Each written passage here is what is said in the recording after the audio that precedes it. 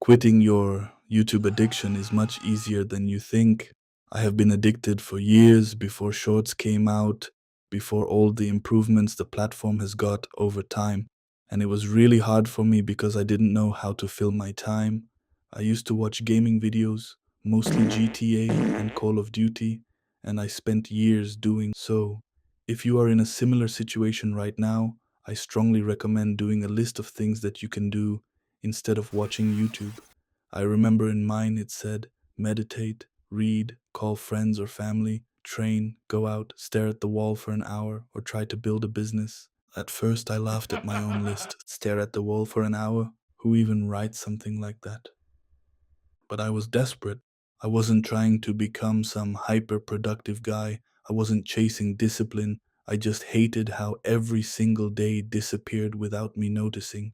I'd open YouTube because I was bored, then I'd watch a gaming video, then another one, then a documentary, then some random guy explaining why medieval prisons were terrifying.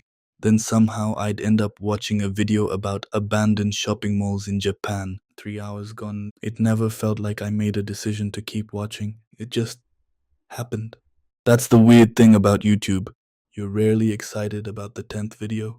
You just never stopped after the first one. I remember sitting on the edge of my bed one afternoon with my phone in my hand. My room wasn't messy. Nothing dramatic had happened. There wasn't some life-changing event. I just looked around and thought, I've literally done nothing today. And somehow I felt exhausted. Not physically, mentally. Like my brain had been running all day without actually going anywhere. That feeling stayed with me longer than I expected. I realized I wasn't even watching videos because I wanted to. I was watching because stopping felt uncomfortable. The silence between videos lasted maybe 2 seconds, just enough time for my brain to panic. Then another thumbnail appeared. Another recommendation. Another promise that the next video would finally be worth it. I wasn't addicted to videos anymore. I was addicted to never being alone with my own thoughts. One thing that surprised me was how automatic everything had become. I'd unlock my phone without thinking, open YouTube, scroll, close it, open it again 30 seconds later. Sometimes I wasn't even interested in anything I saw. I just kept scrolling because my fingers already knew what to do. It reminded me of walking into your kitchen, opening the fridge, staring inside, closing it, then opening it again 5 minutes later, not because you're hungry, because you're hoping something changed. Nothing ever did. Around that time, I decided to actually use that list, not because I believed it would work, mostly because I had run out of ideas. The first thing I tried was reading. It lasted 12 minutes. I checked my phone 6 times, and then I went back to YouTube. The next day, I tried going for a walk. 5 minutes later, I wanted music, and then I wanted a podcast. Then I thought, if I'm listening to something anyway, I might as well watch YouTube when I get home. Everything somehow led back to YouTube. That frustrated me more than I expected. I started wondering if maybe this was just how my brain worked now. Maybe I'd spent so many years filling every quiet moment with videos that silence had become uncomfortable.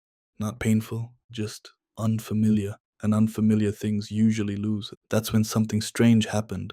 One evening my internet stopped working. Completely. No Wi-Fi, no mobile data, nothing. Normally, I would have been annoyed. Instead, I just sat there. For maybe 10 minutes, I looked out the window and people were walking their dogs. Cars kept driving past. Someone across the street was watering flowers on their balcony. Nothing special, nothing entertaining. Yet for the first time in months, my brain felt strangely quiet. No voices talking at me, no thumbnails trying to grab my attention, no countdown until the next recommendation, just silence. Real silence. I expected to hate it. Instead, I almost didn't want the internet to come back because I realized something that made me genuinely uncomfortable. Maybe YouTube wasn't stealing my time. Maybe it was stealing every tiny moment where I could have actually heard myself think, and I didn't know what that meant yet. I only knew that everything started changing after that night. I didn't quit YouTube the next morning. I wish I could tell you I deleted the app, never looked back, and suddenly became one of those people who wake up at 5 in the morning and read philosophy before breakfast. That never happened. The next day, I watched YouTube for almost 4 hours, then 3 hours the day after, then almost 5 over the weekend. Nothing really changed. At least that's what it looked like. But something actually had changed. For the first time, I couldn't pretend I wasn't aware of what I was doing. Every video felt different. Not because the videos had changed, because I had. I'd finish one and immediately hear this quiet thought in the back of my mind: you don't even want to watch another one. And somehow I'd still click. That contradiction was frustrating. It felt like watching yourself make a bad decision in slow motion. I used to believe addiction felt like wanting something too much. Now I think it's often the opposite. You don't even enjoy it anymore. You just don't know what else to do. That's a completely different feeling, and it's a lot harder to admit. One afternoon, I tried something completely random. Instead of telling myself not to watch YouTube, I told myself I could watch as much as I wanted, but only after sitting on my couch for 15 minutes doing absolutely nothing. No phone, no music, no TV, nothing. At first it felt ridiculous. I kept reaching for my pocket even though I already knew my phone wasn't there. I looked at the clock every 30 seconds and the room suddenly felt louder than ever. I noticed the refrigerator humming, the neighbors talking through the wall, birds outside, things that had probably always been there. I just never gave them a chance to exist. Those 15 minutes felt longer than some entire workdays. And here's the strange part. When the timer ended, sometimes I still watched YouTube, sometimes I didn't. That had never happened before. For years, opening YouTube felt automatic. Now there was a choice, a tiny one, but it was there. That realization stayed with me. Maybe the goal wasn't to force myself into becoming someone who never watched videos again. Maybe I just needed enough space between the impulse and the action, because that's where freedom actually seemed to exist, not in saying no, in having enough time to decide. A few weeks later, I noticed something almost by accident. I was watching one of my favorite gaming creators, someone I'd watched for years.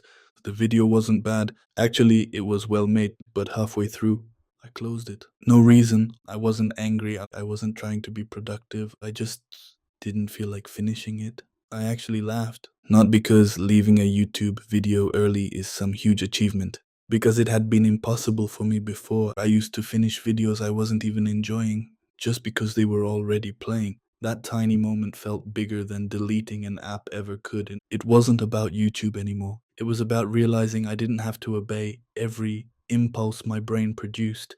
The weirdest part wasn't spending less time on YouTube. It was realizing how much time existed that I never noticed before. 20 minutes here, 30 minutes there, an hour before bed. I always said I had no time. Turns out, I just never let myself experience empty time long enough to discover it was actually mine. These days, I still watch YouTube. I still love gaming videos. I still disappear down a rabbit hole every now and then, and I'm not pretending I've completely escaped it. But now, every once in a while, I'll catch myself reaching for my phone, and instead, I'll just sit there for another minute.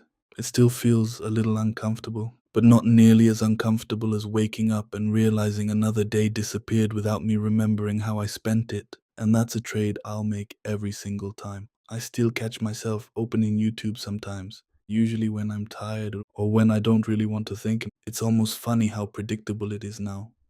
A difficult day, a little boredom, a little uncertainty, and suddenly my thumb already knows exactly where to go. I don't get angry at myself anymore because I've realized something that would have sounded ridiculous to me a few years ago. YouTube was never really the problem. If it disappeared tomorrow, I'd probably find something else. Instagram, TikTok, Reddit, news, anything that could fill the silence. The real addiction wasn't a platform, it was the constant need to avoid empty moments. Once I understood that, everything became less dramatic. I stopped treating every relapse like proof that I had failed. Sometimes I'd waste an evening watching videos. The next day I'd go for a walk without my phone. Life kept moving. Nothing magical happened. No dramatic transformation. Just hundreds of tiny decisions that slowly stopped looking impossible. I think we're scared of boredom because we've forgotten what comes after it. The first few minutes feel uncomfortable. Then your mind starts wandering. Then you remember things. Ideas show up. Questions appear. You notice parts of yourself that algorithms never would have recommended. Maybe that's what we've been missing all along. Looking back, I'm actually grateful I became addicted to YouTube. Not because it was good for me, it definitely wasn't, but because it forced me to ask a question I'd avoided for years. What am I trying so hard not to feel? I still don't have a perfect answer. Maybe I never will. But I know this. The days I spend completely present don't feel louder, they feel quieter, and somehow those are the days I remember the most. If you're watching this while another 10 videos are waiting in your recommendations, I'm not going to tell you to close the app. You already know you could. The question is whether you actually want to, because quitting YouTube isn't really about deleting an application. It's about slowly becoming comfortable with hearing your own thoughts again. And that process is awkward. It's slow. Sometimes it's boring. But after living both versions of life, I'd choose that boredom every single time.